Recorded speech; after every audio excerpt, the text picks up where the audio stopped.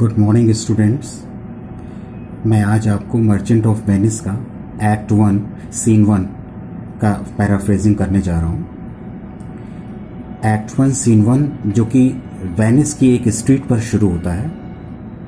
यहाँ पर एंटोनियो, सैलरिनो और सेलेनियो तीनों इकट्ठा हैं और वे आपस में बातें कर रहे हैं। शुरुआत में दिखाया गया है कि एंटोनियो, जो कि द मर्चेंट ऑफ वेनिस का एक मुख्य कैरेक्टर है, मेन कैरेक्टर है, वो वेनिस का एक बहुत बड़ा व्यापारी है। उसका शिप्स का बिजनेस है, एक्सपोर्ट इंपोर्ट का बिजनेस है जो शिप्स के द्वारा होता है, और वे एक बहुत बड़ा आदमी है, एक रिच मैन है और रिस्पेक्टेड मैन है वेनिस का। उसके दो दोस्त हैं जिनका नाम सैलरिनो और सेलेनियो है। वे आपस में बातें कर रहे हैं और एंटोनियो काफ़ी दुखी नज़र आ रहा है। उसको दुखी देख करके उसके जो दोस्त हैं वो भी दुखी हो जाते हैं। तो उनको दुखी देख करके एंटोनियो उनसे बोलता है। वो जो बोलता है वो इसकी एंटोनियो की स्पीच है। In sooth I know not why I am so sad. It worries me, you say it worries you, but how I caught it, found it, or came by it, what stuff it is made of, whereof it is born, I am to learn, and such a want with sadness makes of me that I have much ado to know myself. इसका मतलब ये कि Antonio कहता है कि इंसूद माने होता है वास्तव में, रियली, एक्चुअली मैं खुद नहीं जानता हूँ कि मैं दुखी क्यों हूँ। What is the reason of my sadness? I do not know. I myself do not know. It worries me. You say it worries you. वो अपने दोस्तों से कहता है कि ये चीज़ मुझे भी परेशान कर रही है और तुम लोग बोल रहे हो कि तुम लोग भी परेशान हो, यानी ये चीज़ तुमको भी परेशान कर रही है। लेकिन उसको आश्चर्य हो रहा है। वो कह रहा है कि मैंने इस चिंता को कैसे पकड़ लिया, ये जो सैडनेस है ये मेरे पास कैसे आ गई, कहाँ मैंने इसको पा लिया और ये मेरे पास कैसे आई। And what stuff is made of, इसका मतलब ये किस चीज़ से बनी हुई है, यानी इस चिंता का कारण क्या है। Whereof it is born, और ये कहाँ पर पैदा हो गई, कहाँ पर इस ऑरिजिनेट हो गई।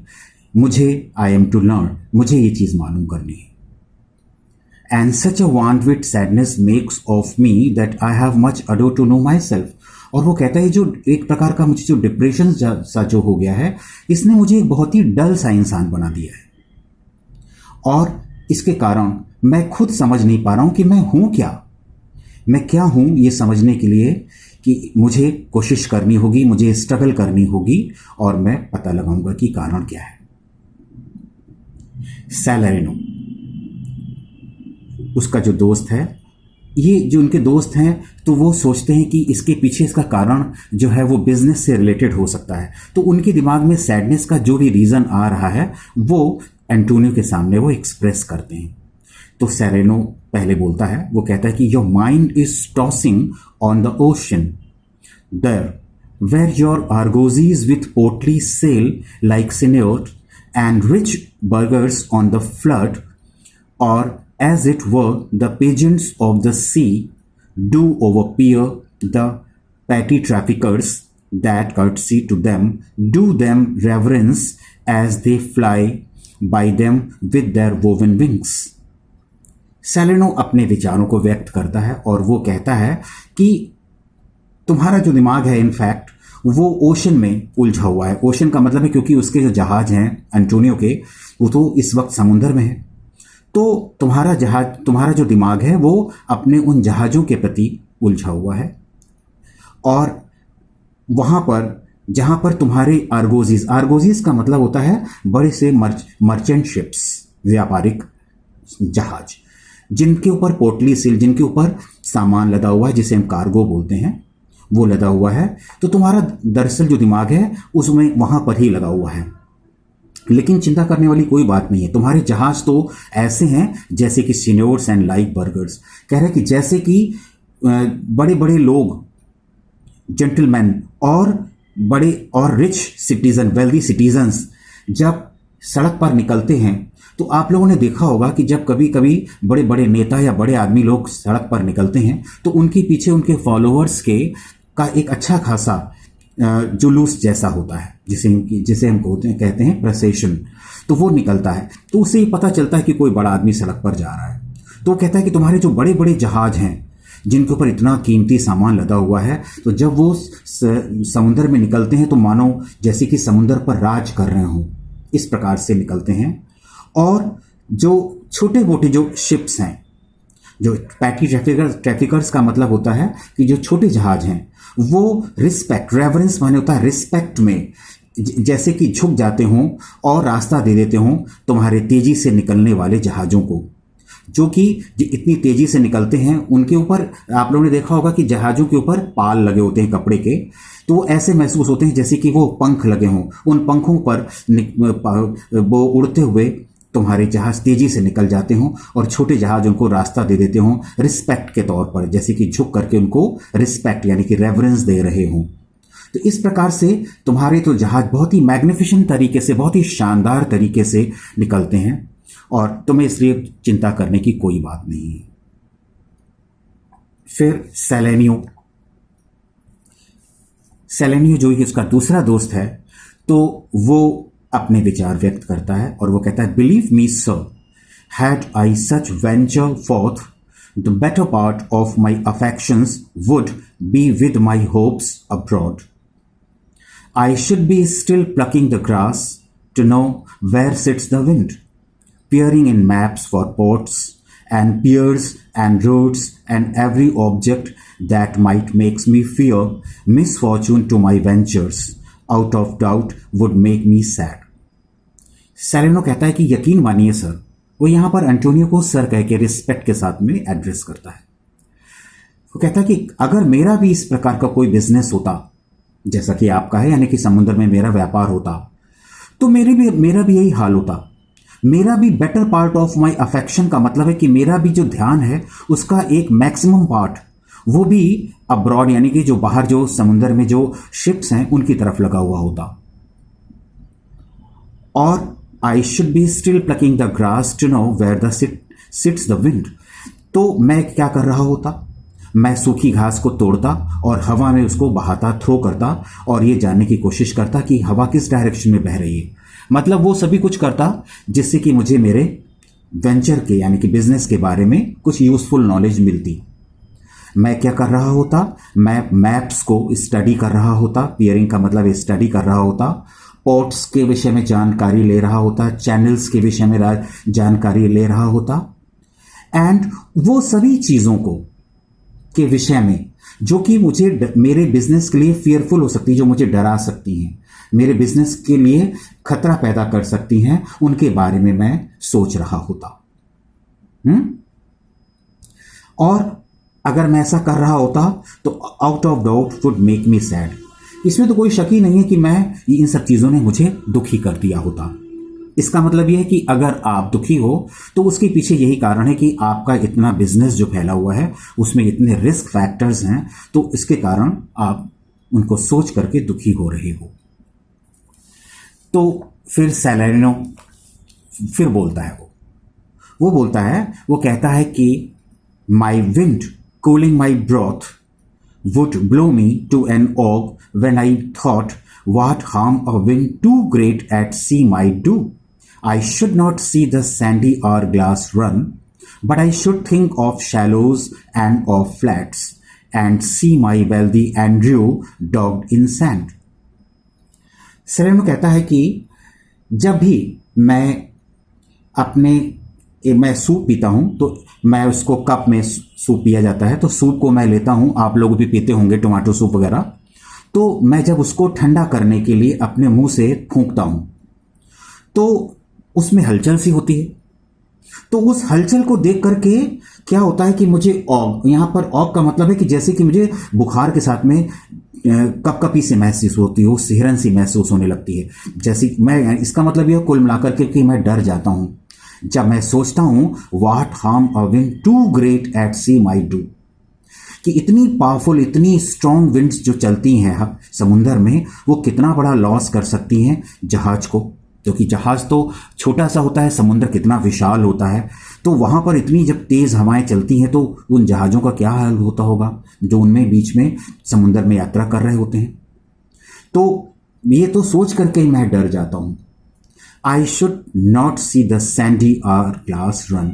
और कह रहा है कि जब यहां पर एक जिक्र किया गया है सैंडी आर ग्लास का, ये एक ऐसा इंस्ट्रूमेंट होता है जो पुराने ज़माने में समय को बताने के लिए इस्तेमाल किया जाता था। आप लोगों ने भी देखा होगा टेलीविज़न वगैरह पर कभी और हिस्टोरिकल सीरियल्स आते हैं, तो इसमें दो ट्रांसपेरेंट ग्लास के कप्स होते हैं जिनमें कि एक खाली होता है, एक में सैंड भरी होती है। उन दोनों के बीच में एक छोटा सा छेद होता है जिससे कि वो सैंड एक कप से दूसरे कप में पास करती है, और उसका एक टाइम पीरियड फिक्स होता है। आप उसे टाइम वॉच बोल सकते हो। तो कह रहा है कि मैं उसको जब देखता हूं तो मैं सोचने लगता हूं, I should think of Shallows. वो मुझे याद दिलाने लगते हैं खतरनाक, शैलोस का मतलब है उथले समुंदर का, यानी कि जो बहुत डीप ना हो। और फ्लैट्स का मतलब है जो बीचेस हैं समुंदर के जहां पर बालू भरी हुई होती है, उनकी याद दिलाने लगता है। यहां पे बालू, इसी वजह से यहां पर टाइम वॉश और यानी कि सैंडी आर ग्लास का जिक्र किया गया है, क्योंकि उसमें बालू भरी होती है। वो रिमाइंड कराने लगते हैं मुझे समुंदर के बालू वाले बीचेस का। और जहां पर मैं कल्पना करने लगता हूं, ये मुझे इमेजिन कराने लगती है बालू, कि जैसे कि मेरा वेल्दी एंड्रू वहां पर उस बालू में धंस गया हो। यहां पे एंड्रू का मतलब है एक जहाज। पुराने ज़माने में ये एक बहुत कॉमन सा नेम है, जहाज के लिए लोग रख लिया करते थे, कि कॉमन से जहाज मतलब नेम इस्तेमाल कर लिया करते थे। उस ज़माने में ऐसा चलन था कि वो जहाज को एंड्रू बोल दिया करते थे। तो कहता है कि मेरा जहाज जो है, मुझे ऐसा इमेजिनेशन होता है कि जैसे वो बालू में धंसा हुआ पड़ा हो।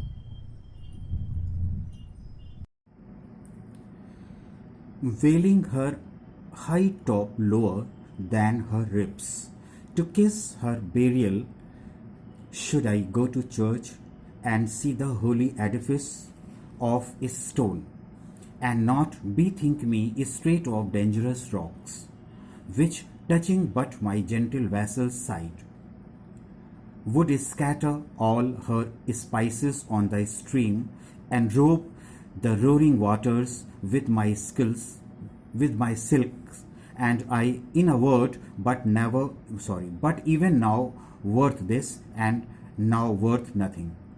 Shall I have the thought to think on this, and shall I lack the thought that such a thing behest would make me sad? But tell not me, I know Antonio is sad to think upon his merchandise. Wailing her high top lower, मेरा जो Andrew जहाज है वो झुका हुआ पड़ा हुआ हो, उसके जो साइड्स हैं वो नीचे, काफ़ी नीचे तक ज़मीन को छू रहे हों, यानी कि बालू को छू रहे हों, और उसके ऊपर जो जो कपड़े के जो पाल लगे हुए हैं वो बिल्कुल नीचे और ज़्यादा झुक गए हों। क्योंकि मानी हुआ था जब जहाज अगर नीचे की तरफ गिरेगा तो उसके जो साइड्स हैं वो नीचे के बालू की तरफ जाएंगे, और उसका जो उसके ऊपर लगे हुए जो पाल हैं वो और भी ज़्यादा नीचे की तरफ झुक जाएंगे। तो कह रहा है कि वो ऐसी कल्पना कर रहा है कि मुझे ऐसा महसूस होता है जैसे कि मान लो कि वो बालू को छू रहे हों जो उसके किनारे किनारे सी बीचेस पर है, समुद्र के किनारे किनारे, और उसको किस कर रहे हो। Should I go to church. अब वो यहाँ पर एक और एग्जाम्पल लेता है और वो कहता है कि अगर मैं चर्च में जाता हूँ, जब भी मैं चर्च जाता हूँ, and see the Holi Edifice of stone. Edifice का मतलब होता है बिल्डिंग।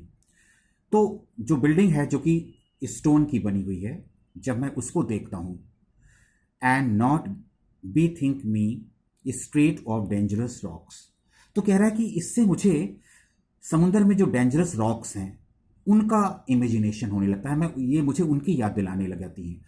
किन डेंजरस रॉक्स की? जिनसे कि टकरा करके बड़े बड़े जहाज डैमेज हो जाते हैं। तो मुझे ये सोच करके डर लगने लगता है।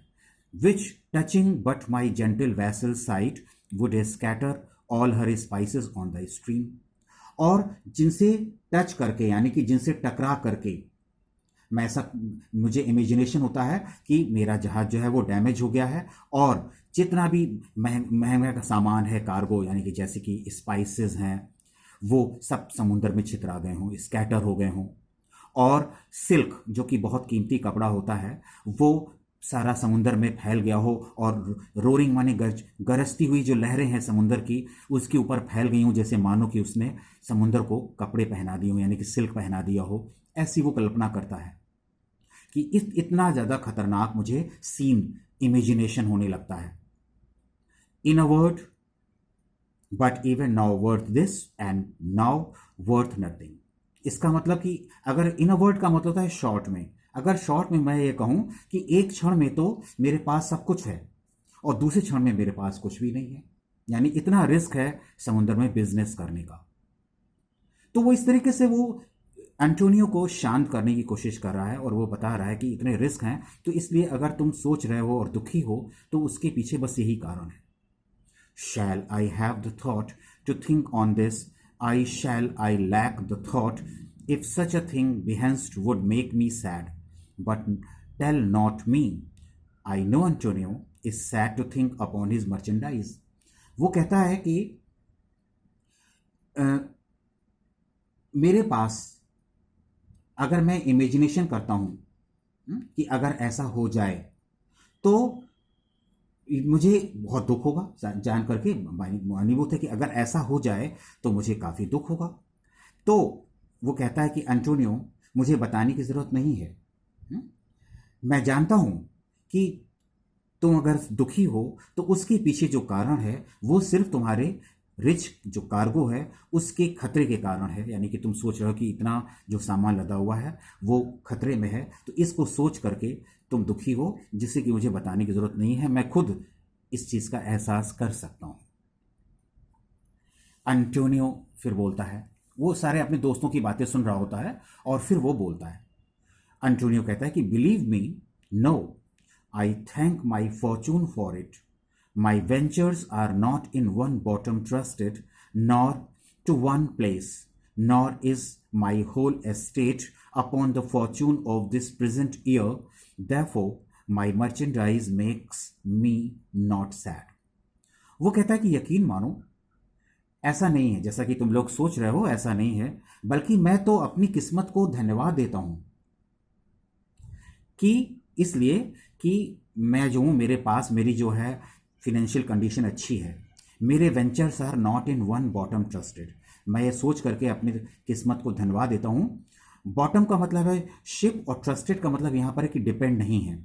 मेरा जो बिजनेस है वो किसी एक शिप के ऊपर डिपेंड नहीं करता है, नॉर टू वन प्लेस, और ना ही मेरा बिजनेस किसी एक प्लेस के ऊपर डिपेंड करता है। इसका मतलब कि मेरे जहाज जो हैं वो किसी एक जगह पर ही नहीं है, एक कंट्री में ही नहीं है, कई सेवरल कंट्रीज में मेरे जहाज जो हैं वो बिजनेस कर रहे हैं।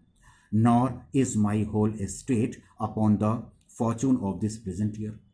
और होल एस्टेट का मतलब है कि मेरी जो टोटल जो फाइनेंशियल कंडीशन है वो इस प्रेजेंट ईयर के ऊपर डिपेंड नहीं करती है। इसका मतलब अगर एक साल में मुझे लॉस हो जाएगा तो इसका मतलब ये नहीं है कि मुझे टोटल लॉस हो जाएगा। इसका मतलब मैं पिछले सालों में जो भी बिजनेस करता रहा हूँ, जो प्रॉफिट कमाता रहा हूँ, तो उससे मेरा जो इस साल का लॉस है वो पूरा हो जाएगा, यानी कि बैलेंस हो जाएगा, और मुझे प्रेजेंट ईयर के लॉस से कोई बहुत ज़्यादा बड़ा नुकसान नहीं होने वाला। Therefore, my merchandise makes me not sad. तो वो कहता है इसलिए मेरा जो जो तुम सोच रहे हो कि शिप में जो इतना महंगा कार्गो है और उसका लॉस हो जाएगा तो मुझे बहुत बड़ी प्रॉब्लम हो जाएगी, तो ऐसा सोच करके मैं दुखी नहीं हूं। सेलेनो फिर कहता है कि why then you are in love. तो उसको आश्चर्य होता है, कहता है कि तुम अगर ये सोच करके दुखी नहीं हो तो फिर क्या कारण हो सकता है। तो फिर वो सोचता है कि फिर तो दूसरा कारण लव हो सकता है। तो वो कहता है कि क्या तुम्हें प्यार हो गया है, क्योंकि कभी कभी प्यार में भी इंसान दुखी होता है। तो अंटोनियो को ये आइडिया बहुत अजीब सा लगता है। वो कहता है फाई फाई।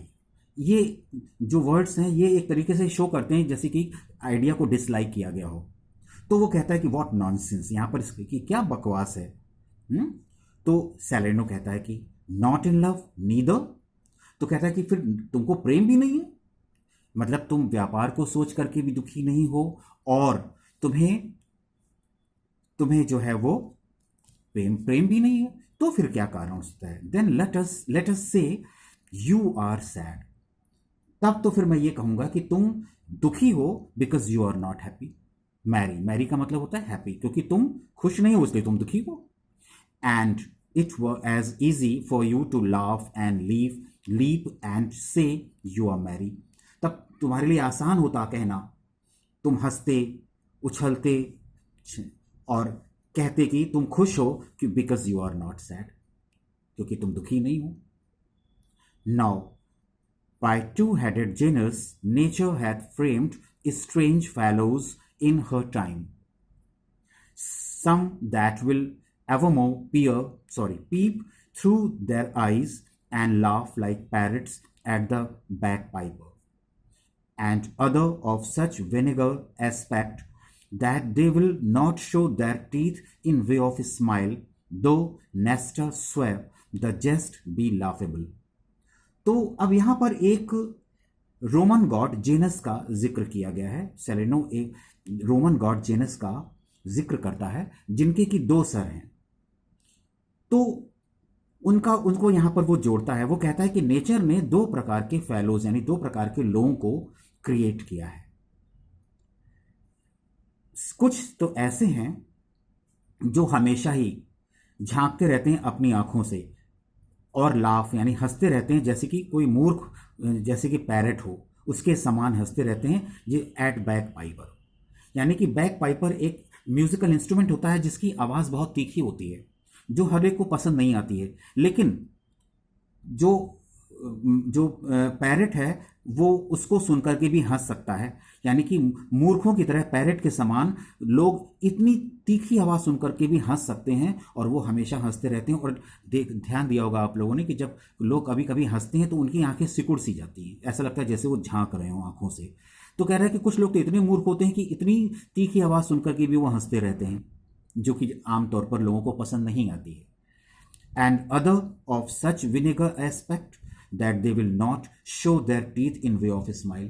और दूसरे लोग तो ऐसे होते हैं जिनका चेहरा हमेशा ही ऐसा बना रहता है जैसे वो हमेशा दुखी हो, और कभी वो हंसते ही नहीं है। In the way of smile, उनके चेहरे पर कभी हंसी आती, स्माइल आती ही नहीं है।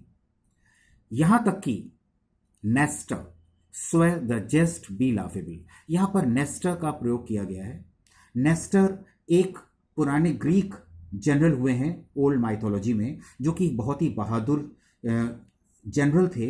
उनके विषय में ये फेमस था कि वो जल्दी जल्दी कभी हंसते ही नहीं थे, और वो मतलब बहादुर थे, बस वो सिर्फ सीरियस रहते थे। इतने सीरियस रहते थे कि जल्दी से जल्दी कोई बड़े अच्छे से अच्छा जोक भी उनको हंसा नहीं सकता था। लेकिन यहाँ पर जो सेलेनो है इसका कंट्रास्ट बोलता है, कहता है कि कुछ लोग तो इतने सीरियस होते हैं कि एक बार नेस्टर किसी जोक को सुनकर भले ही हंस दे और वो कह दे कि ये जोक वाकई हंसने लायक है, लेकिन कुछ लोग ऐसे होते हैं जो उस जोक को सुनकर के भी हंसते नहीं हैं। यानी इस 2 प्रकार के लोग होते हैं इस जो नेचर के द्वारा क्रिएट किए जाते हैं। इस प्रकार से वो बोलता है सेलेनो। फिर सेलेनो क्या कहता है, उसका जो दोस्त है फिर वो बोल पड़ता है और वो कहता है कि here comes Bassanio, your most noble kinsman, Gratiano and Lorenzo, fare you well, we leave you now with better company. तो वो देखता है कि एंटोनियो का एक दोस्त है बेसेनियो। दरअसल ये द मर्चेंट ऑफ वेनिस का हीरो है और ये एंटोनियो का बहुत अच्छा दोस्त है। तो उसको देखता है कि ये लोग देखते हैं कि वो आ रहा है और उसके साथ में उसके 2 दोस्त जिनका नाम ग्रेशियानो और लॉरेंजो है वो भी आ रहे हैं। तो उनको देख करके वो कहता है कि देखो बेसेनियो आ रहा है जो कि तुम्हारा बहुत ही अच्छा दोस्त है और रिलेटिव भी है, और उसके साथ में ग्रेशियानो और लॉरेंजो भी आ रहे हैं, इसलिए अब मैं तुमको अलविदा बोलता हूँ और मैं तुमको अपने से अच्छी संगत यानी कि कंपनी के साथ में अब छोड़ रहा हूँ। यानी कि तुम्हारे जो दोस्त आ रहे हैं ये मुझसे भी अच्छी कंपनी तुमको देंगे।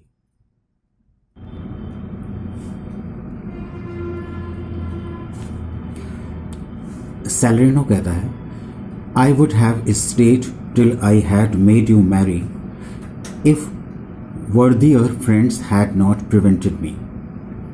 सेलेनो कहता है कि मैं यहाँ पर और भी रुक जाता जब तक कि मैं तुमको खुश ना यानी कि एंटोनियो को खुश ना कर लेता, लेकिन चूंकि आपके वर्दियर फ्रेंड्स यानी कि आपके जो दोस्त हैं जिन्हें आप पसंद करते हैं वो आ गए हैं, इसलिए अगर उनके आने ने उनके अराइवल ने मुझे ना रोका होता तो मैं यहाँ पर रुकता और आपको खुश करके ही यहाँ से जाता। यानी कि मैं आपको हंसा करके यहाँ से जाता, आपके सैड मूड को हैप्पी मूड में बदल करके यहाँ से जाता। अंटोनियो कहता है कि your worth is very dear in my regard, I take it your own business calls on you and you embrace the occasion to depart. कहता है कि मेरी नज़र में तुम्हारी बहुत ही रिस्पेक्ट है। रिगार्ड माने होता है रिस्पेक्ट, कि मैं तुम्हें बहुत रिस्पेक्ट देता हूँ, मेरी निगाह में तुम्हारे लिए बहुत रिस्पेक्ट है। और मुझे तो ऐसा लगता है, आई टेक इट का मतलब है तो मैं सोचता हूँ, मुझे ऐसा लगता है, your own business calls on you, कि तुम्हारे पास खुद ऐसा कुछ काम है जिसकी वजह से तुम इंगेज्ड हो गए हो, जिसकी वजह से तुम्हें यहाँ से जाना पड़ रहा है। And you embrace the occasion to depart, और जिसकी वजह से तुम जो हो यहाँ से जाने के लिए अपॉर्चुनिटी यानी कि मौका ढूंढ रहे हो, और उस मौके का फ़ायदा उठा करके तुम यहाँ से जाना चाहते हो। एक हल्का सा जोक सा है। अंटोनियो बहुत लाइट मूड में ये बात बोलता है। ये मतलब ये है कि मतलब तुम्हें कुछ काम आ गया होगा जिसकी वजह से तुम यहाँ से जाना चाहते हो, अदरवाइज मेरी निगाह में तुम्हारी रिस्पेक्ट बहुत है। Enter Bassanio, Lorenzo and Gratiano. अब जब ये बातचीत हो रही होती है, इसी बातचीत के बीच में बेसानियो अपने दोस्त लॉरेंजो और ग्रेशियानो के साथ में आ जाता है। सैलरिनो फिर वो बोलता है, वो कहता है good morrow my good lords. वो इन तीनों यानी बेसानियो, लॉरेंजो और ग्रेशियानो को गुड लॉर्ड कह करके उनको विश करता है और कहता है कि गुड मॉर्निंग। बेसानियो कहता है good signiors both, when shall we laugh, say when, you grow exceeding strange, must it be so. अब सैलरिनो और सेलेनियो काफ़ी खुश मिजाज लोग हैं, जो कि जिनकी कंपनी में आकर के लोगों को खुशी होती है, वो हंसाते रहते हैं लोगों को। तो उसी बात का जिक्र करते हुए बेसानियो उनसे बोलता है कि आप दोनों को जेंटलमैन गुड मॉर्निंग, और आप लोग जो है बताएं, दोनों बताइए कि हम लोग भी कब हंसेंगे, हम लोग को भी खुशी का मौका कब मिलेगा। इसका मतलब ये है कि आप की कंपनी में रह करके मुझे खुश होने का मौका कब मिलेगा। से व्हेन, वो इस बात को दोबारा दोहराता है, कहता है बताइए कब आप लोग मिलेंगे जिससे कि हम लोग आपस में बैठ करके बातें करें और खुश हों। You grow exceeding strange, must it be so. वो कहता है कि आप लोग तो बिल्कुल स्ट्रेंजर से हो गए हो, मतलब ये कि बहुत कम मिलते हो, बिल्कुल अजनबी से हो गए हो। और क्या ये जो है क्या ज़रूरी है? मस्ट का मतलब है कि क्या ज़रूरी है कि ऐसा ही रहे हमेशा, यानी हम लोग इस तरीके से कम ही मिलें और फिर हम लोगों को खुश रहने का मौका कम ही मिले। इस पर सैलरिनो जवाब देता है कि we will make our leisures to attend on yours. तो वो कहता है कि हम लोग कुछ टाइम निकालेंगे आपके लिए और फिर आपसे बात करेंगे। और ऐसा कहकर के सैलरिनो और सेलेनियो वहां से चले जाते हैं। अब देखिए लॉरेंजो, वो उसकी स्पीच है, वो बोलता है my lord Bassanio, since you have found Antonio, we too will leave you. But at dinner time, I pray you have in mind where we must meet. Lorenzo कहता है कि बेसानियो को लॉर्ड करके वो बुलाता है, कहता है कि क्योंकि अब आपको एक अच्छी कंपनी मिल गई है, आपको अंटोनियो मिल गए हैं, यानी वो बेसानियो से कहता है कि आपको अंटोनियो मिल गए हैं, इसलिए मैं अब आपको यहाँ से छोड़ करके जाना चाहता हूँ, यानी आपको एक बेटर कंपनी मिल गई है तो आप उनके साथ में एंजॉय करिए। लेकिन वो कहता है कि आई प्रे यू, मैं आपसे रिक्वेस्ट करता हूँ कि डिनर के समय, जबकि रात का खाना होगा उस समय, हैव इन माइंड, मतलब आप इस बात को याद रखिएगा, यानी कि भूलिएगा मत, जहां पर हम लोगों को मिलना है डिनर टाइम पर। बेसानियो कहता है I will not fail you, इसका मतलब कि मैं आपको डिसअपॉइंट नहीं करूंगा, यानी कि मैं वहां पर पहुंच जाऊंगा। फिर ग्रेशियानो बोलता है you look not well signior Antonio, you have too much respect upon the world, they lose it that do buy it with much care, believe me you are marvellously changed. वो कहता है कि वो पहचान जाता है कि अंटोनियो इस वक्त अच्छे मूड में नहीं है, कुछ सैड सा नजर आ रहा है, तो वो भी इस बात को फिर बोलता है। वो कहता है कि मुझे ऐसा लग रहा है जैसे कि आप अच्छे नहीं दिख रहे हो, यानी आप कुछ सैड मूड में लग रहे हो सर एंटोनियो। और फिर वो कहता है कि you have too much respect upon the word. यहां पे रिस्पेक्ट का मतलब है बर्डन। वो कहता है कि आपने इतना सारा दुनियादारी के, यानी वर्ल्ड का मतलब एक दुनियादारी के कामों का इतना सारा अपने ऊपर बर्डन ले रखा है, इस वजह से आप जो है वो दुखी से नजर आ रहे हो। वो कहता है कि दे लूज, यहां पे दे का मतलब है कि लोग, they lose it that do buy it with much care, believe me you are marvellously changed. वो कहता है कि जो लोग, कुछ लोग होते हैं जो खो देते हैं हर चीज को जब वे इंजॉय नहीं करते हैं अपनी, जो उन्होंने अपने धन को कमाया हुआ होता है उससे वो इंजॉय नहीं कर पाते हैं, तो समझ लीजिए एक तरीके से वो सब कुछ खो देते हैं। और वो कहता है कि इस तरीके से आप भी लगे हुए हो बिजनेस में पैसा कमाने के लिए हुए। कहता है कि आप यकीन मानिए कि आप भी अच्छे खासे बदल गए हो, आपके अंदर भी चेंज आ गया। इसका मतलब है कि आप भी पैसे के पीछे ही इतना ज़्यादा एंग्शियस नज़र आते हो, इस वजह से आपके जीवन से खुशी जो है वो कम हो गई है और आप भी अच्छे खासे बदल गए हो। एंटोनियो फिर बोलता है, वो कहता है कि I hold the world but as the world, Gratiano a stage where every man must play a part and mine a sad one। वो कहता है कि मैं इस दुनिया को एक स्टेज की तरीके से कंसीडर करता हूं, देखता हूं, मानता हूं। यहां पे देखिए वर्ल्ड के दो मीनिंग दिए हुए हैं। एक वर्ल्ड का तो मतलब है दुनिया और दूसरे वर्ल्ड का मतलब है स्टेज। ये दुनिया जो है वो एक स्टेज की तरीके से है, मैं उसको, इस दुनिया को वर्ल्ड की तरीके से ही देखता हूं, मानता हूं। ग्रेशियानो से वो कहता है कि दुनिया एक ऐसा ही स्टेज है जहां पे हर इंसान को अपना एक रोल अदा करना होता है, उसको एक रोल मिलता है और वो उसको अदा करना चाहता है, वो वही रोल अदा करता है। और मुझे कौन सा रोल मिला हुआ है? मुझे एक सैड व्यक्ति का, एक दुखी व्यक्ति का रोल मिला हुआ है जो कि मैं कर रहा हूं।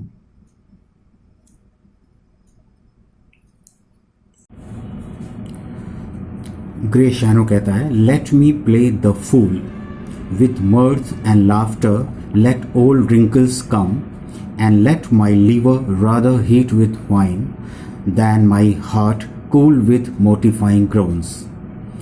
ग्रेशियानो कहता है कि अब तुमने तो, वो एंटोनियो से कहता है कि तुमने तो अपने लिए एक रोल चुन लिया है एक सैड व्यक्ति का, तो फिर मैं एक कॉमेडी का रोल चुन लेता हूँ अपने लिए, एक जेस्टर का रोल चुन लेता हूँ। Let me play the role of a fool, जिसमें कि सब तरफ खुशी हो, मर्थ माने है जॉय हो और लाफ्टर माने हंसी हो, यानी हंसी खुशी हो। And let old wrinkle comes, इसके पहले कि मैं बूढ़ा हो जाऊं और मेरे चेहरे पर रिंकल्स यानी कि झुर्रियां आ जाएं, तो उसके पहले क्यों ना हंसी और खुशी के साथ में जीवन बिता लिया जाए। और उसके लिए मैंने जो रोल चुना है वो एक जेस्टर का रोल चुना है। And let my liver rather heat with wine than my heart cool with mortifying groans. अच्छा, उस जमाने में एल्जाबेथन पीरियड में एक ये मिथ था कि जो शराब है यानी कि वाइन है वो लीवर को वार्म रखती है, और जब लीवर वार्म होगा तो इंसान अपने आप को ज़्यादा एनर्जेटिक और हेल्दी महसूस करेगा। तो उसी का जिक्र करते हुए वो कहता है कि क्यों ना और चलें वाइन पी करके अपने आप को वार्म रखें, अपने आप को ज़्यादा जोशीला रखें, बजाय इसके कि मेरा हार्ट, यहाँ पे हार्ट का मतलब है मेरा जोश, ठंडा हो जाए विथ मोटिफाइंग ग्रोन्स। और क्या होता है, जब इंसान बूढ़ा होता है तो उसको बहुत सारी बीमारियां हो जाती हैं, तो फिर वो कराहने लगता है, कुछ ना कुछ उसके पास परेशानियां बनी ही रहती हैं। तो मोटिफाइंग का मतलब है घातक बीमारियां जब हो जाती हैं तो उसके मुंह से कराहना ही निकलती है। तो वो कह रहा है कि इसके पहले कि ऐसी स्टेज आए तो क्यों ना हम जो है खूब इंजॉय कर लें, वाइन को पी करके अपने लीवर को जो है वो वार्म रखें, पूरे जोश के साथ में अपनी हंसी और खुशी के साथ में अपना जीवन बिता लें। Why should a man whose blood is warm within sit like his grandsire cut in alabaster? यहाँ पे अलाबास्टर का मतलब है एक सफ़ेद पत्थर जिससे कि मूर्तियां बनाई जाती हैं, एक तरीके से मार्बल आप उसको बोलिए। तो कह रहा है कि एक व्यक्ति जिसका कि ब्लड खूब गर्म है, यानी कि वो जवान है, उसके खून में गर्मी है, और विदिन का मतलब उसके शरीर के अंदर गर्मी है, तो वो क्यों बैठ जाए एक ग्रैंडशायर माने अपने ग्रैंडफादर के स्टैचू की तरीके से, जो कि अलाबास्टर यानी कि वाइट पत्थर का यानी कि मार्बल का बना हुआ हो। और उसका मतलब क्या है, जब कोई स्टैचू होता है, यानी कि मोशनलेस होता है, उसमें किसी प्रकार का कोई मोशन नहीं रह जाता है। तो उस प्रकार से अगर मैं बन करके बैठ जाऊं, इसका मतलब कि मेरे अंदर की जो जितना भी वार्म ब्लड है वो कोल्ड हो चुका है, मेरे अंदर की जितनी भी फीलिंग्स हैं वो सब कोल्ड हो चुकी है, तो मैं उस तरीके से क्यों बिहेव करूं। इस तरीके से वो एक तरीके से वो क्रिटिसाइज करता है और साथ में अपने दोस्त अंटोनियो को कुछ नसीहत भी देता है। स्लीप व्हेन ही वेक्स, और क्यों सो जाए दिन के समय में, जबकि सब लोग जागते हैं, तो उस वक्त क्यों सो जाया जाए। And creep into the jaundice by being peevish. Peevish का मतलब होता है कि चिड़चिड़ा हो जाना। जाहिर सी बात है, जब कोई इंसान चिड़चिड़ाएगा तो चिड़चिड़ा होने पर उसको बीमारियां लग जाएंगी। तो यहाँ पे जॉइंटिस का एक जिक्र किया गया है। जॉइंटिस का मतलब होता है एक ऐसी बीमारी जिसमें कि पूरा शरीर पीला पड़ जाता है। तो कह रहा है कि क्यों मैं इस तरह चिड़चिड़ा होकर के जॉइंटिस जैसी बीमारी को पकड़ लूं। इसका मतलब यह है कि खुश रहो तो बीमारियां दूर रहेंगी, और अगर परेशान रहो, चिड़चिड़े रहोगे तो बीमारियां आ जाएंगी, बुढ़ापा आ जाएगा, रिंकल्स आ जाएंगी। तो ये सब मैं क्यों करूं। इसलिए मैं जो हूं वो क्यों ना एक कॉमेडी रोल चुनूं, यानी कि जेस्टर का रोल क्यों ना चुनूं। अगर मुझे ऑप्शन ही मिला हुआ है इस दुनिया में, अगर कि मुझे अपना रोल अदा करना है, तो फिर मैं क्यों ना एक रोल जेस्टर का रोल चुनूं। I love thee and it is my love that is speaks. यहां पे दी का मतलब वो एंटोनियो को बोलता है। दी का मतलब है तुझे, मैं तुझे प्यार करता हूं, यानी एंटोनियो को मैं तुझको प्यार करता हूं। एंड ये मेरा लव है जो कि तुम्हारे प्रति ये बोल रहा है, जो तुमको ये बता रहा है, यानी कि तुमको एडवाइस दे रहा है, ये बात नसीहत दे रहा है। There are a sort of man whose visages do cream and mantle like a standing pond. कह रहा कि ऐसे बहुत सारे लोग होते हैं जो क्या करते हैं कि वो विशिष्ट का मतलब अपने चेहरे के ऊपर वो एक तरीके का आवरण ऐसा ओढ़ लेते हैं, ठीक वैसे ही जैसे कि आपने देखा होगा दूध के ऊपर मलाई पड़ जाती है। उसी प्रकार से वो कह रहा है कि इसी प्रकार से जैसे कि कोई अगर पॉन्ड हो, पॉन्ड का मतलब तालाब हो, तो तालाब में क्या होता है, वहां पानी बहता नहीं है, पानी रुका रहता है। तो उसके ऊपर धूल गर्दा मिट्टी गिरती रहती है, मेंटल का मतलब डस्ट वगैरह गिरती रहती है। तो उसके ऊपर एक ऐसी परमानेंट लेयर ऐसी बन जाती है कि नीचे पता ही नहीं चलता कि साफ पानी है कि नहीं है। एक तरीके का वही वो एग्जाम्पल लेता है और कहता है कि जिनके चेहरे जो हैं इस प्रकार से एक दूसरे प्रकार का मास्क ओढ़ लेते हैं, और वो मास्क किस तरीके का होता है, सीरियसनेस का, जैसा कि तुमने पहन रखा है।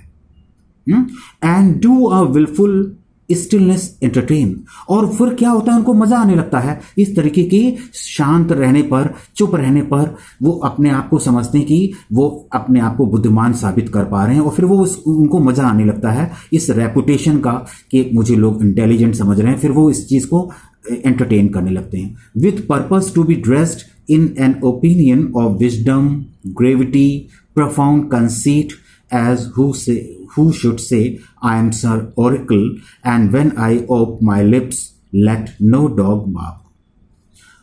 कहता है कि फिर वो इस तरह का ओपिनियन बना लेते हैं, वो हमेशा चुप रहते हैं, ये सोच करके कि उनकी ऐसी रेपुटेशन बन गई है कि लोग उनको विजडम मतलब बुद्धिमान भी समझेंगे, ग्रेविटी का मतलब है सीरियस समझेंगे, और डीप थॉट, प्रोफाउंड कंसीट माने मतलब है कि डीप थॉट वाला इंसान समझेंगे। और इस तरीके से वो चुप रहेंगे और मानो ऐसे कह रहे हों जैसे कि मैं सर ऑरेकल हूं। यहां पे ऑरेकल का जिक्र किया गया, सर ऑरेकल का।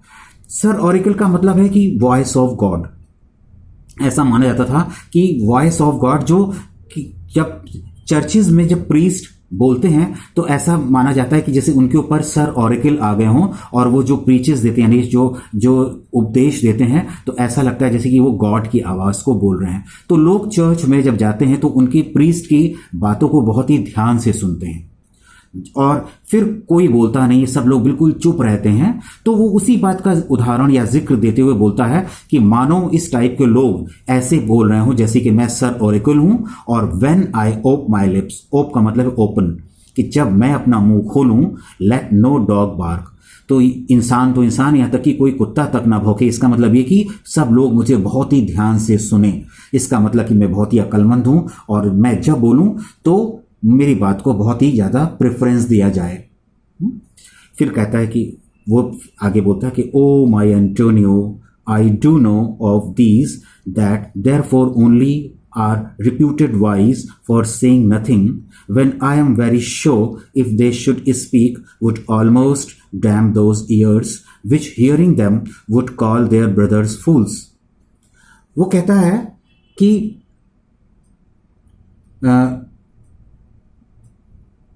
एंटोनियो को बोलता है, वो कहता है कि मेरे प्यारे एंटोनियो, ऐसे लोगों के विषय में मैं बहुत अच्छी तरीके से जानता हूँ।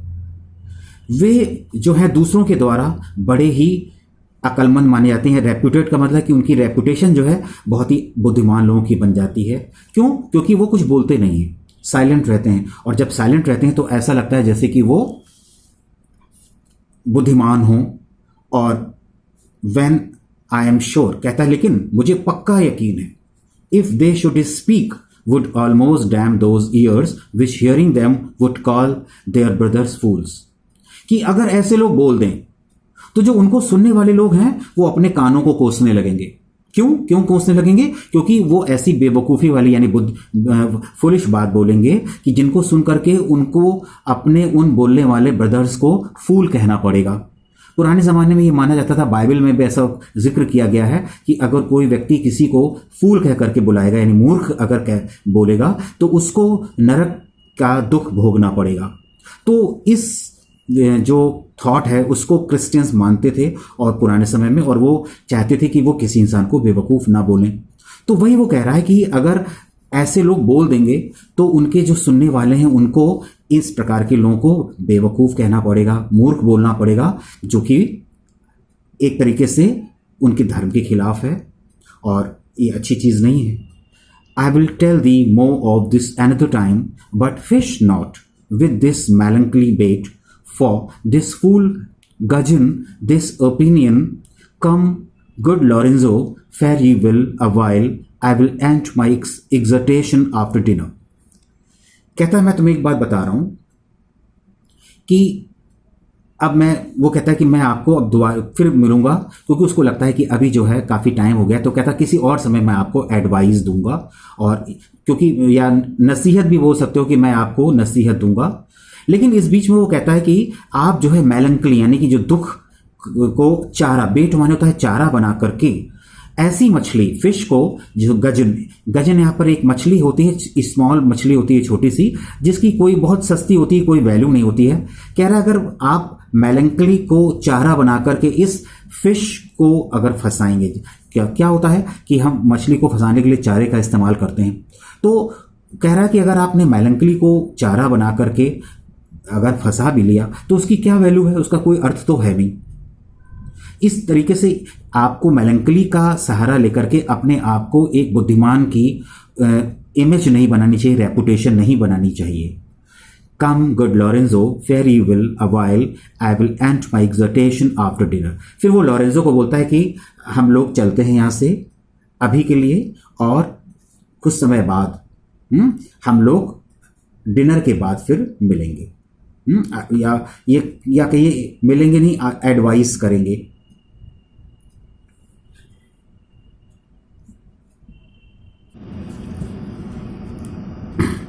लॉरेंजो कहता है, well we will leave you then till dinner time. I must be one of these same dumb wise men, for Gratiano never lets me speak. Lorenzo कहता है कि ठीक है, हम लोग आपको डिनर के समय तक फ्री कर देते हैं और उस समय तक आप लोग पहुंच जाइए. आई must be one of these same dumb wise man. फिर वो जैसा कि उसके दोस्त ने ग्रेशियानो ने कहा था कि जो लोग चुप रहते हैं तो ऐसा लगता है जैसे कि बहुत बुद्धिमान है, तो उसी बात को का जिक्र लेते हुए बोलता है कि मैं ज़रूर ही उन लोगों में से एक हूँ जो बुद्धिमान लगते हैं क्योंकि वो चुप रहते हैं. और वो चुप क्यों रहते हैं? क्योंकि ग्रेशियानो बोलने ही नहीं देता हूँ मुझे. जब मैं बोल ही नहीं पाता हूँ तो इसका मतलब है कि मैं जो हूँ दूसरों को बहुत वाइज नज़र आता हूँ. एक तरीके का वो व्यंग करता है अपने दोस्त के ऊपर. ग्रेशियानो कहता है कि well keep me company but 2 years more thou shall not know the sound of thine own tongue. तो फिर ग्रेशियानो भी पलट करके जवाब देता है. वो काफ़ी हाजिर जवाब भी है, प्रेजेंस ऑफ माइंड उसका बहुत अच्छा है. वो कहता है कि अच्छा, अगर तो मेरे कंपनी में यानी कि मेरे साथ 2 साल और रहो मुझे और 2 साल दे दो, तो एक समय ऐसा आएगा कि तुम अपनी खुद की आवाज़ को नहीं पहचान पाओगे। इसका मतलब ये कि मैं तुम्हें बोलने ही नहीं दूंगा। एंटोनियो ये सब बातें सुन रहा होता है। वो कहता है, fable, I will grow a talker for this gear. वो कहता है यहाँ पे गियर का मतलब है कि जो तुमने बोला है तो मैं उसको ध्यान में रखूंगा। अगर मैं ऐसा करूंगा तो मैं अच्छा खासा बोलने लग जाऊंगा। इसका मतलब है कि संगत का असर होगा मेरे ऊपर और मैं तुम्हारी कंपनी में अच्छे से बोलने लग जाऊंगा।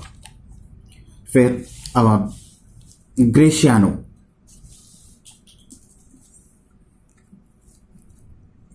कहता है, thanks in faith for silence is only commendable in a neat tongue dried. वो कहता है इसके लिए बहुत धन्यवाद। कहता है इनफैक्ट जो साइलेंस है यानी कि जो चुप्पी है वो केवल एक ही दशा में कमेंडेबल यानी कि एडमिरेबल होती है, तारीफ के लायक होती है। जैसे फिर वो एग्जाम्पल देता है कि जैसा कि बैल होता है, ऑक्स होता है, तो वो क्या करता है, वो भूसा खाता रहता है और वो अपनी जबान चलाता रहता है, मुंह चलाता रहता है, लेकिन बोलता कुछ भी नहीं है। इस तरीके के केस में तो साइलेंस जो है वो कमेंडेबल है। हालांकि इस रिमार्क का ऐसा कोई अर्थ नहीं निकलता है जो कि बहुत ज़्यादा सीरियस हो, और ये बात बेसेनियो आगे क्लियर भी कर देता है। ग्रेशियानो और लॉरेंजो चले जाते हैं। अब एंटोनियो बोलता है कि इज दैट एनीथिंग नाउ। वो बोलता है कि ये कौन सी बात हुई, मतलब इसका क्या संबंध है जो इसने बोला इस बात का। वो बेसेनियो से पूछता है। तो बेसेनियो जो है वो फिर डिटेल करता है और वो कहता है कि Gratiano speaks an infinite deal of nothing more than any man in all Venice. His reasons are as 2 grains of wheat hid in 2 bushels of chaff. You shall seek all day ere you find them, and when you have them, they are not worth the search. वो कहता है कि अरे तुम भी कहाँ इसके चक्कर में पड़ गए हो। वो कहता है कि ग्रेशियानो जो बोलता है इनफाइनाइट बोलता है, मतलब कोई अंत ही नहीं होता उसकी बात का। नथिंग का मतलब यहाँ पर कि वो होता कुछ भी नहीं, जो कुछ भी वो बोलता है वो होता कुछ भी नहीं है वास्तव में। इसका मतलब वो फालतू की बकवास करता है। More than any man in all Venice, इतना तो ज़्यादा कोई वेनिस में कोई नहीं बोलता है, उनसे ज़्यादा ये बकवास करता है या फालतू की बातें बोलता रहता है, इनफाइनाइट बोलता रहता, अनंत बोलता रहता है। His reasons are as 2 grains of wheat hid in 2 bushels of chaff. कह रहा है कि जो यहाँ पे reasons का मतलब है कि जो बोलता है यानी उसकी जो स्पीच है तो वो ऐसी होती है जैसे मानो कि अनाज के 2 दानों को छुपा दिया गया हो। और किस में छुपा दिया गया हो? bushels of chaff का मतलब है भूसे के ढेर में। अब जाहिर सी बात है कि अगर 2 दानों को छुपा दिया जाए फिर उसको अगर ढूंढा जाए तो कितनी मेहनत लगेगी। You shall seek all day ere you find them, and when you have them, they are not worth the search. कह रहा तुम उसको दिन भर ढूंढोगे और जब मतलब ढूंढने के पहले तक तुम बहुत मेहनत करोगे, ढूंढते रहोगे, और जब वो तुमको मिल जाएंगे तो तुमको इस बात का एहसास होगा कि उन दानों की तो कोई कीमत ही नहीं थी। इसका मतलब क्या है कि एक तरीके से कह सकते हैं जैसे खोदा पहाड़ों निकला चूहा। तो ये वही वाली बात है कि उसका कोई अर्थ ही नहीं निकलेगा। तो ये जो ग्रेशियानो बोलता है उसकी स्पीच तो यानी उसकी बातचीत तो ऐसी ही होती है जिसका कोई अर्थ नहीं होता है। फिर एंटोनियो उसकी बात को सुनता है, बेसेनियो की बात को, तो वो कहता है, well tell me now what lady is the same to whom you saw a secret pilgrimage that you today promised to tell me of. Antonio कहता है कि अब यहाँ पे बातचीत का सिलसिला बदल जाता है, यहाँ पे टॉपिक बदल जाता है और एंटोनियो पूछता है कि अच्छा बताओ मुझे कि क्या ये वही लेडी है या ये क्या कौन सी लेडी है जिसके लिए तुमने जो है एक सीक्रेट पिलग्रिमेज का मतलब यहाँ पर है विजिट करना यानी कि जाने का, चोरी चुपके से जो है तुमने इंतजाम कर लिया है, डिसाइड कर लिया है, निर्णय ले लिया है, और तुमने मुझसे प्रॉमिस भी किया था कि तुम मुझे उस लेडी के बारे में बताओगे। इसका मतलब ये है कि बेसेनियो ने अपने दोस्त एंटोनियो को बताया था कि कोई लेडी है जो उसके जीवन में है और वो उससे मिलने के लिए जा रहा है, जो इसमें नहीं दिया है, लेकिन इनकी बातचीत से पता चलता है कि एंटोनियो को ये बात पता है। तो वही वो पूछता है कि तुमने जिससे मिलने के लिए चुपके से एक प्रोग्राम बना लिया है और तुमने मुझसे प्रॉमिस भी किया था कि तुम उसके बारे में मुझे बताओगी, तो अब तो मुझे बताओ। तो बेसेनियो कहता है, it is not unknown to you Antonio how much I have disabled mine estate by something showing a more swelling port than my faint means would grant continuance, nor do I know make moan to the abridged from such a noble rate, but my chief care is to come fairly off from the great debts wherein my time something too prodigal hath left me gagged. To you, Antonio, I owe the most in money and in love, and from your love I have a warranty to unburden all my plots and purposes, how to get clear of all the debts I owe. Bassanio कहता है Antonio से कि Antonio, तुम्हें तो पता है कि मैंने किस प्रकार से सारा अपना पैसा जो है खर्च कर डाला। मेरे पास बहुत पैसा था लेकिन मैंने उसको खर्च कर डाला। और कैसे खर्च कर डाला? बाई समथिंग शोइंग अ मोर, यहां पर एस्टेट, यानी कि मैंने बड़े ही रॉयल तरीके से उसको खर्च कर डाला। जबकि by something showing a more swelling port than my faint means would grant continuous, कह रहा है कि जितना मेरी अर्निंग भी नहीं थी, यानी जितना मेरे रिसोर्सेज भी नहीं थे, मैंने अपनी छोटी मोटी इनकम से कहीं ज़्यादा खर्च कर डाला अपने रॉयल तरीके से जीने के कारण। वो कहता है कि nor do I not now make मोन टू बी अब्रिज्ड, कहता है कि लेकिन मैं इस बात की कोई शिकायत नहीं करता हूं, मुझे इस बात की कोई शिकायत नहीं है। From such a noble rate but my chief care is, अब चूंकि मैं पैसा तो सारा खर्च कर चुका हूं, इसलिए अब मेरी जो चिंता है वो एक खास चिंता ये है कि किस तरीके से मैं इस खर्चे से फेयरली ऑफ, का मतलब है कि बहुत अच्छे तरीके से बाहर निकल आऊं, यानी कि मैं इस कर्जे को चुका सकूं। क्योंकि ऐसा ना हो कि अगर मैं पैसा चुका ना सकूं तो लोग मुझे रास्ते में मुझसे वो रोक करके मुझसे पैसा मांगने लगें, तो that will be very insulting. तो वो कहता है कि इस वजह से मेरी मेन चिंता यही है कि मैं इस कर्जे से किस प्रकार से बाहर निकल आऊं।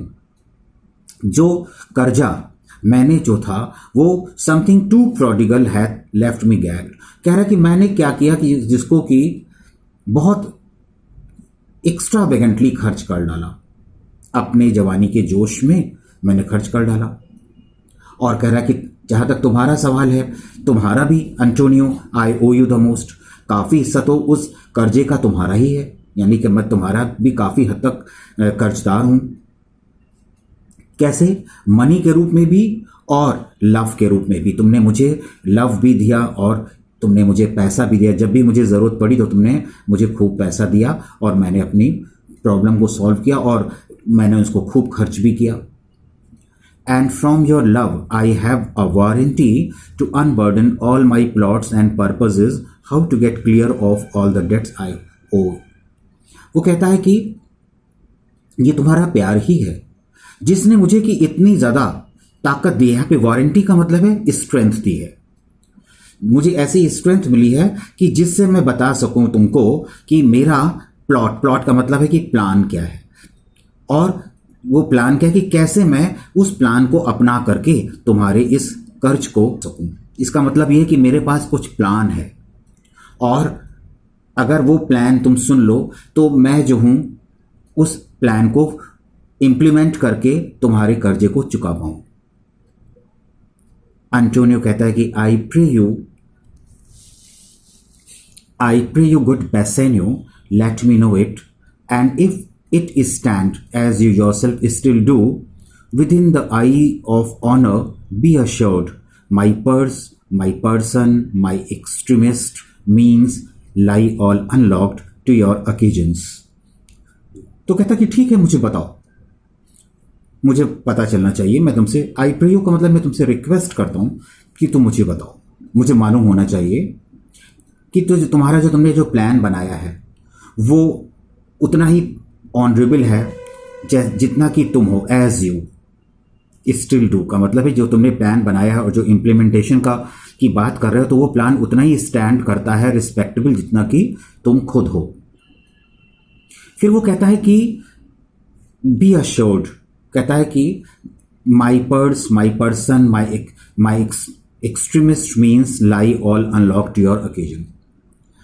तुम्हें इस बात का अश्योरेंस होना चाहिए, यानी कि तुमको बिल्कुल निश्चिंत होना चाहिए कि मैं तुम्हें जो इतना प्यार करता हूं, तुम मेरे इतने पक्के फ्रेंड हो, तो इस वजह से कि मेरा जो पर्स, पर्स का मतलब कि मेरा पैसा जो है, धन है वो, और माई पर्सन का मतलब कि मेरा शरीर, मेरे और भी जितने भी रिसोर्सेज हैं जिनसे कि मैं पैसा इकट्ठा करता हूँ, पैसा बनाता हूँ, अर्न करता हूँ, वो सब तुम्हारे इस्तेमाल करने के लिए खुले हुए हैं, अवेलेबल हैं तुम्हारे लिए हर मौके पर।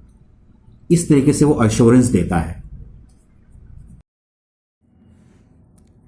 बेसेन्यो कहता है, in my school days when I had lost one shaft, I shot his fellow of the same flight, the same way with more advised watch, to find the other fourth, and by adventuring both, I oft found both. I urge this childhood proof because that what follows is pure innocence. बेसेनो कहता है कि मेरे school के दिनों में, वो अपने school के दिनों का जिक्र करता है और वो कहता है कि जब मैं स्कूल में था तो इन स्कूल के दिनों में मैं शूटिंग किया करता था, एरो की शूटिंग किया करता था। तो क्या करता था कि मैं एक एरो को शूट करता था, फिर अगर मैं उसको ढूंढ नहीं पाता था, मान लीजिए वो बहुत दूर निकल जाता था, तो मैं उसके लिए एक ट्रिक अपनाता था। मैं एक और दूसरा यानी कि एरो को मैं उसी सेम डायरेक्शन में शूट किया करता था। और इस अब की बार मैं क्या करता था कि विद मोर एडवाइज्ड वॉच, यानी कि मैं बहुत केयरफुली नज़र रखते हुए कि वो किस डायरेक्शन में जा रहा है, कहाँ पर जा रहा है दूसरा वाला एरो, उसको ध्यान में रखता था। और इस प्रकार से मैं क्या करता था कि अक्सर ऐसा होता था कि मैं दोनों एरोस को प्राप्त कर लिया करता था, पा लिया करता था। By adventuring both I oft found both. इस एग्जाम्पल का वो फ़ायदा लेता है और इस एग्जाम्पल को देने के पीछे उसका अपना कोई एक उद्देश्य भी है। वो कहता है कि आई अर्ज this childhood proof because what follows is pure innocence. वो कह रहा है कि इसके बाद जो कुछ भी मैं कहने जा रहा हूँ, जो मैंने तुमको एग्जाम्पल दिया है चाइल्डहुड का, ये इसलिए दिया है कि अब इसके बाद में मैं तुमसे जो कुछ भी कहने जा रहा हूँ वो जो है बहुत ही इम्पॉर्टेंट है। और वो इम्पॉर्टेंट है क्या कि आई ओ यू मच, मैंने तुमसे बहुत सा कर्जा ले रखा हुआ है। And like a wilful youth that which I owe is lost, but if you please to shoot another arrow that self way which you did shoot the first, I do not doubt as I will watch the aim or to find both. वो कह रहा है कि अगर मुझे तुम्हारी permission मिल जाए, यानी कि अगर तुम खुश हो जाओ, अगर तुम्हारी खुशी हो, तो मैं जो हूँ तुमसे कुछ कहूँ।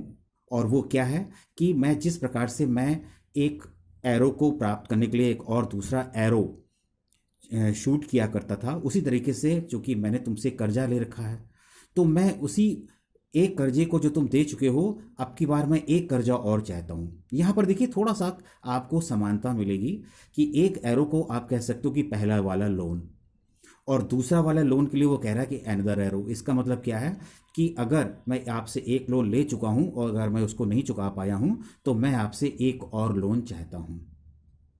अगर आप मुझे वो लोन दे दें तो क्या होगा कि इस प्रकार से अब की बार मैं जो हूँ उसको बहुत वॉचफुली यानी बहुत केयरफुली खर्च करूँगा, और इस तरीके से खर्च करूँगा कि मैं ऐसी जगह पर खर्च करूँगा या इन्वेस्ट करूँगा कि जिससे कि मैं आपका दोनों कर्जे चुका सकूँ, टू फाइंड बोथ, और bring your latter hazard back again and thankfully rest debtor for the first.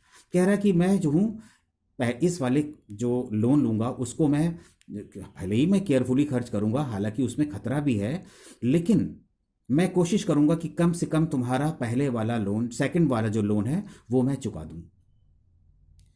अगर मैं तुम्हारा, वैसे तो मैं कोशिश करूंगा कि मैं दोनों ही चुका दूं, लेकिन मैं कम से कम ये कोशिश करूंगा कि सेकंड वाला लोन भी, मैं लोन तुम्हारा कम से कम चुका ही दूं। और अगर मैं पहले वाला लोन नहीं चुका पाया तो मैं हमेशा इस बात का आभारी रहूंगा, आई शैल बी थैंकफुल, कि मैंने जो तुमसे पहले वाला लोन लिया था, मैं अगर उसको नहीं चुका पाया तो मैं जिंदगी भर तुम्हारा उसका एहसान मानूंगा। एंटोनियो इस बात को सीरियसली सुनता है और वो जवाब देता है, you know me well and here in is spent but time to wind about my love with circumstances and out of doubt you do me now more wrong in making question of my uttermost than if you had made waste of all I have. Then do but say to me what I should do, that in your knowledge may by me be done, and I am pressed unto it, therefore speak. Antonio कहता है कि तुम तो मुझे अच्छी तरीके से जानते हो, और चूंकि तुम जानते हो कि मैंने हमेशा जब भी तुम्हें ज़रूरत हुई है तो मैंने तुमको हमेशा पैसा दिया है, तो इसलिए जो तुम ये जो बोल रहे हो कि और जो मेरे प्यार का रेफरेंस दे रहे हो, और ये विथ सर्कमस्टांसेस का मतलब है कि जो रेफरेंसेस दे रहे हो कि मैंने तुम्हारी मदद करी है, तो इसका तुम मुझे, मेरी बातें मुझे ही बता रहे हो, तो ये तुम टाइम ही वेस्ट कर रहे हो, क्योंकि वो उसको शर्मिंदगी सी लगती है कि मैं तो करता ही रहा हूँ। अच्छे लोग जो होते हैं वो ऐसे ही होते हैं कि अपनी तारीफ सुन करके वो शर्मिंदा से होते हैं।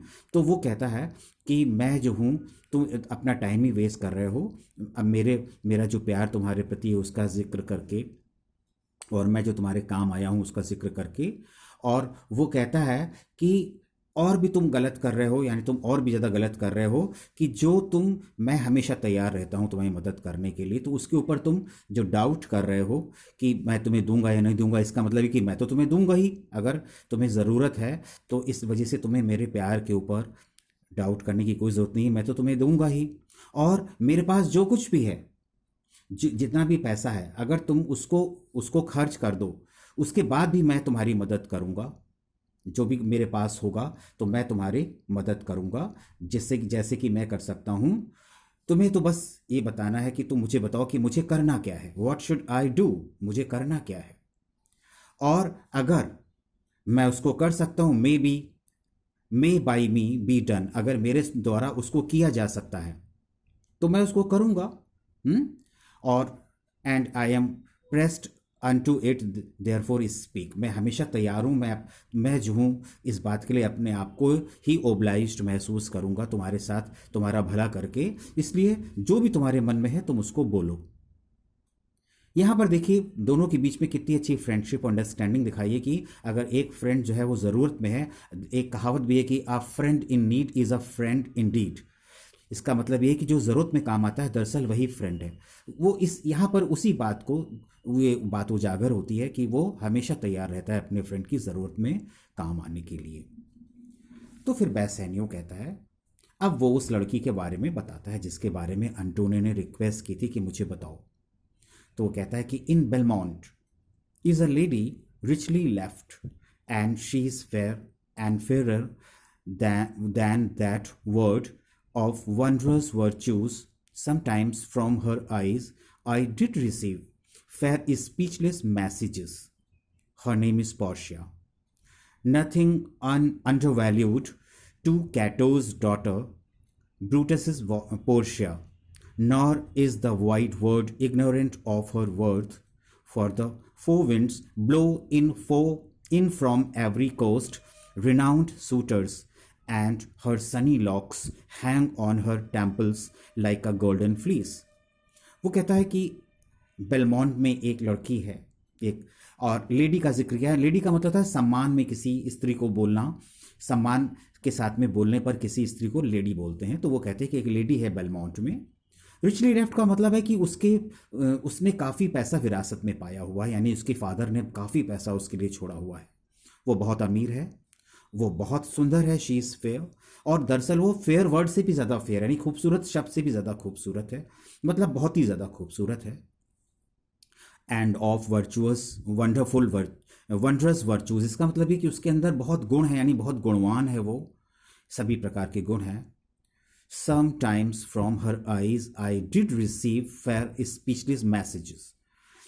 वो कहता है कि जब कभी मैं उससे मिला था तो कभी कभी मैंने उसकी आंखों से कुछ मैसेजेस, प्यार के मैसेजेस देखे थे जो मुझे रिसीव हुए थे, यानी कि उसकी आंखों में प्यार था, जिसे देख करके मैं समझ गया था कि वो मुझसे प्रेम करती है। तो यहाँ पर वो बोली कुछ नहीं थी, लेकिन उसके बगैर बोले हुए भी उसकी आंखों से मुझे पता चल गया था कि वो मुझको प्रेम करती है, और उसका नाम पोर्शिया है। और वो किसी भी तरीके से किसी से कम नहीं है, यानी कि इंफीरियर नहीं है। वो बहुत सुंदर है। वो कैटो की डॉटर और ब्रूटस की पत्नी पोर्शिया, उसका भी नाम पोर्शिया था, उससे भी उसी की जैसी सुंदर है। वो उससे किसी भी मामले में कम खूबसूरत नहीं है। और यही कारण है कि nor is the world wide ignorant of her worth, कि उसकी ब्यूटी के मामले में सुन करके कोई भी जो है वो अनजान नहीं है, यानी कि उसकी ब्यूटी के चर्चे, खूबसूरती के चर्चे दूर दूर तक हैं। कोई भी उसकी इस खूबसूरती से अनजान नहीं है। For the four winds blow in from every coast. वो कहता है कि चारों दिशाओं से, जहां पर समुद्र तट हैं, वहां से लोग जो हैं उसको ट्राई करने के लिए, क्योंकि उसने कैस्केट सिस्टम जो उसके फादर ने बनाया था, तो उसको विन करने के लिए हर तरफ से लोग आते हैं, यानी हर कंट्री से, हर तरफ से, हर डायरेक्शन से लोग उसके लिए, उसको विन करने के लिए आते हैं। यानी इसकी खूबसूरती इतनी ज़्यादा चर्चे में है। रिनाउंड सूटर्स, बहुत फेमस लोग जो हैं वो सूटर्स की तरह, यानी प्रत्याशी की तरीके से उसको विन करने के लिए आते हैं। और and her Sunny locks hang on her temples like a golden fleece. यहां पर एक शब्द का जिक्र किया गया है, गोल्डन फ्लीस। गोल्डन फ्लीस का मतलब है कि ये पुराने ज़माने में एक माइथोलॉजी में, ग्रीक माइथोलॉजी में मिलता है। इसका मतलब ये है कि एक गोल्डन शीप जिसके की बाल गोल्डन है, अब गोल्डन, और वो उड़ती है, यानी उड़ने वाली शीप है। अब ये तो एक बहुत ही अजूबा सी चीज़ है, बहुत ही यूनिक चीज़ है। फिर उसके बाल जो हैं वो गोल्डन है, तो जाहिर सी बात है कि उस गोल्डन बाल से कुछ कपड़े बनाए जाते हैं। वो गोल्डन वूल है, उससे बनाए जाते हैं। तो वो कपड़े भी बहुत कीमती हो गए, इतने कीमती हो गए कि उनकी हिफाजत की जाती है। और उस गोल्डन फ्लीस को जो कि रखे जाते हैं एक ओक के ट्री पर, वहाँ के राजा ने, जहाँ पर ये गोल्डन फ्लीस पाया गया है, वहाँ के राजा ने इसको ओक के ट्री पर बहुत ऊंचाई पर बांध दिया है। नीचे ड्रैगन्स उसकी सेफ्टी के लिए रखे हुए हैं कि जिसमें उसको कोई ले ना जाए। और कहता है कि उसी तरीके से गोल्डन लॉक्स जो है, यानी लॉक्स का मतलब होता है लटें, वो पोर्शिया के टेम्पल्स माने माथे पर लहराती रहती हैं, उसकी खूबसूरती को और बढ़ा देती हैं। इसका मतलब कि उसके बाल, पोर्शिया के बाल काफ़ी गोल्डन हैं, जो उसकी खूबसूरती को और भी बढ़ा देते हैं। और which makes her seat of Belmont Colchos strand, कि वो कह रहा है कि बेलमोंट जहाँ पर पोर्शिया रहती है, वो एक ऐसी जगह बन गई है, क्योंकि वहाँ पे इतनी खूबसूरत लड़की रहती है, वो इतनी इंपॉर्टेंट जगह बन गई है, जैसे कि एक समय में कॉल्कस किंगडम में गोल्डन फ्लीस के कारण उसकी इंपॉर्टेंस बढ़ गई थी, क्योंकि वहाँ पर इस स्टेट में, कॉल्कस स्टेट में ही उस वहाँ के जो लोकल राजा थे उनके द्वारा गोल्डन फ्लीस को रखा गया था बहुत कड़ी निगरानी में। और वहाँ पर many Jason's come in quest of her, बहुत सारे लोग आते हैं, जैसे कि वहाँ पर गोल्डन फ्लीस को प्राप्त करने के लिए बहुत सारे लोग आया करते थे। उनमें से एक, ज़्यादातर लोग तो नहीं प्राप्त कर पाते थे, उनमें से एक था जिसका नाम था जैसन्स। उसने, वो बहुत बहादुर था, उसने अपनी लाइफ को खतरे में डाला और वो उस गोल्डन फ्लीस को ले आया। उसी का जिक्र करता है कि जिस प्रकार से जैसन उस गोल्डन फ्लीस को ले आया था, उसी प्रकार से बहुत सारे जेसन्स बेलमोंट में आते हैं अपनी किस्मत को ट्राई करने के लिए, पोर्शिया को पाने के लिए। O my Antonio had I but the means, वो कहता है कि एंटोनियो से कहता है कि अगर मेरे पास भी साधन होते, यानी कि मेरे पास भी अगर पैसा होता, तो वो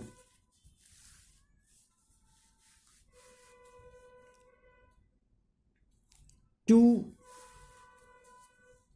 hold a rival place with one of them, कि अगर मैं उन लोगों के साथ राइवलरी कर पाता, मैं भी कर पाता, मेरे पास पैसा होता तो मैं भी पार्टिसिपेट करता उन्हीं लोगों सूटर्स की तरीके से मैं भी जाता। And I have a mind presages my such me such thrift that I should questionless be fortunate.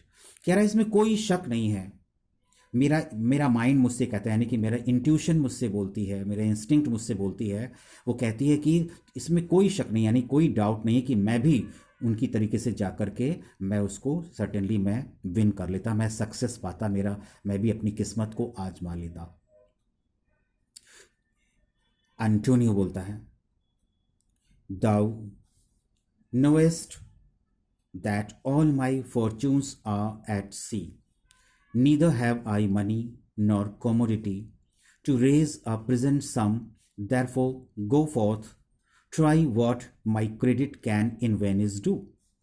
वो कहता है कि तुम्हें तो पता है कि जो मेरा पैसा है वो कार्गो के रूप में शिप में लगा हुआ है और शिप मेरे समुद्र में है, तुम्हें तो पता ही है इसका। इसलिए ना तो मेरे पास इस वक्त कैश है और ना ही मेरे पास ऐसा कोई सामान है कि जिसको मैं दे करके कैश कलेक्ट कर पाऊं इस समय। इसलिए तुम जाओ और वेनिस में जाओ और मेरा नाम इस्तेमाल करके try what my credit can in Venice do. मेरी अच्छी रेपुटेशन है वेनिस में, मेरी गुडविल है, तो तुम उसको इस्तेमाल करके तुम कोशिश करो पैसे को इकट्ठा करने की। That shall be racked even to the uttermost to furnish thee to Belmont to fair Portia, go presently inquire, and so will I, where money is, and I no question make to have it of my trust or for my sake। वो कहता है कि मैं भी कोशिश करूंगा कि ज़्यादा से ज़्यादा मैं पैसे को इकट्ठा करने की कोशिश करूंगा और तुम बेलमोंट जाओ। किस लिए जाओ? तुम फेयर पोर्शिया यानी ब्यूटीफुल पोर्शिया को विन करने के लिए जाओ। और फिर वो कहता है कि जाओ, तुरंत जाओ और मालूम करो। इंक्वायर का मतलब है कि मालूम करो, और मैं भी यही काम करूंगा कि मैं भी जाता हूं, पता लगाता हूं कि कहां पर वेयर मनी इज, कि कहां पर मनी अरेंज की जा सकती है, क्योंकि उसको जो पैसे की ज़रूरत थी वो काफ़ी बड़ा अमाउंट है और इतने बड़े अमाउंट को इकट्ठा करने के लिए अरेंजमेंट करने पड़ेंगे। तो मैं भी देखूंगा और तुम भी कोशिश करो कि कहाँ पर पैसा हम लोग इकट्ठा कर सकते हैं। And I no question make to have it of my trust or for my sake. वो कहता है कि मुझे इसमें कोई शक नहीं है कि मैं इसको इकट्ठा कर लूँगा, या तो मैं अपना बिजनेस के हिसाब से, और या मैं खुद फॉर माई सेक, इसका मतलब मैं अपने आप अपने पर्सनल टर्म्स को इस्तेमाल करके या फिर अपने बिजनेस की गुडविल के हिसाब से, इसमें कोई शक नहीं कि मैं इस पैसे को अरेंज कर लूँगा। और फिर वे लोग चले जाते हैं।